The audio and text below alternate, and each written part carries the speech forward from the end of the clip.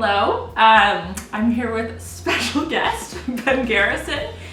Today we're going to be telling you about Austin and our final assessment of it. Before we start with Austin, we actually want to start with how we even picked the 5-ish cities that we're going to see in the first place. Because our family is spread across the United States, proximity to a major airport was kind of key to us, as well as outdoor activities that are near that city. So whether it's hiking, biking, water activities, beach activities, ski activities, etc., kind of proximity to that.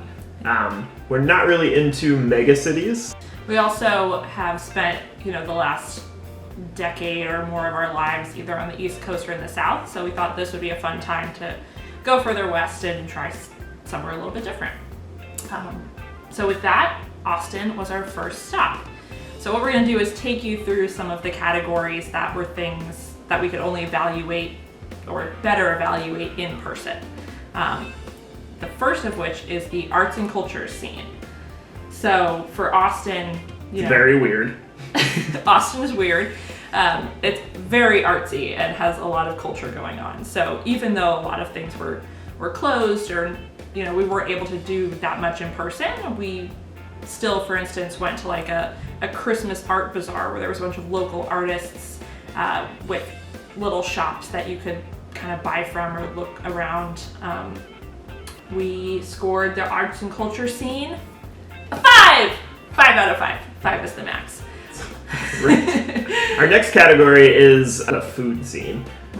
We loved the tacos, we loved the barbecue, and we were surprised by the quality of other establishments there. It is pretty pricey, so it'll make a dent in your wallet for sure, but definitely ranking the food scene a 5. Neighborhoods. So another thing that's hard to get a feel of when you're not in the city is what the neighborhoods are actually like, especially the ones that you could afford to live in or have the kind of amenities you want. So we spent a lot of time on this exploring the neighborhoods in person. We would just go for a walk in the evening in the neighborhood that we think we like, or check out a restaurant or coffee shop and kind of drive around the neighborhood. Austin had some good neighborhoods for sure. It's definitely getting pricier and pricier. And because it's a small-ish city that's really booming right now, a lot of neighborhoods are houses that are just recently built, which is not totally our style. We like kind of an older, more like eclectic feel of a neighborhood. But yeah, in general, neighborhoods, there were some great options. We, like she said, we walked around with Romeo and, locals would wave to us or say hello and stop for conversation. So a very pleasant experience all in all. So yeah. We give it a 4. The outdoor activity scene. Yeah, so this one is definitely high on our list because what we love to do in our free time is, get outside and walk with Romeo, run, go for hikes, ski, play sports, etc. So having proximity to good parks and good green belts, which actually is green belt an Austin specific thing, or is that everywhere? I still have no idea. I don't know, but there's like 50 little areas called green belts where basically you have parks and walking and running areas all throughout. So really cool stuff there. Within a short driving distance, there are a lot of lakes actually, but neither of Valerie nor me, neither of us are super into water sports. So probably not our particular cup of tea. Plenty of other good options for hiking and biking and all that sort of stuff. So again, solid 4. Next, day trips and weekend trips. So of course, in any place you live, you spend most of the time in the place itself. But for short weekends, if you want to get away, get out into nature, go to a different city, you want to see what's in driving distance. So we did one kind of day trip where we went over to Fredericksburg, which is west of Austin, which has a bunch of wineries